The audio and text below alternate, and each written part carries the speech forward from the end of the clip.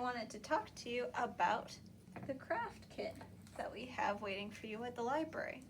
So this week I have a leaf rubbing kit, which I'm going to tell you a little more about. Alright, so this is the leaf rubbing kit that will be available to you at the Swissvale Library.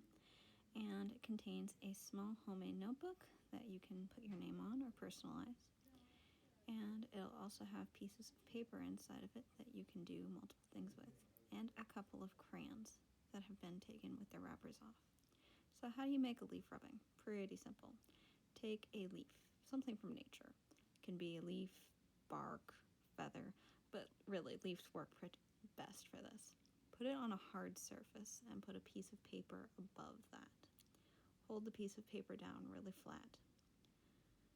And you can use your paper either as a single sheet and put it down on a flat surface, or you can tear it out.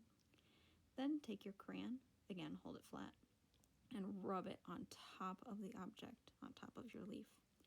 And it makes a pretty awesome outline of whatever is underneath. See? That's it exactly. And I'm going to do it with two colors just because I can,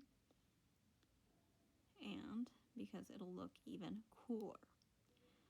So here, once you're done with your leaf rubbing, you can use it as an art project, take it somewhere and use it to identify the tree, or just give it to somebody.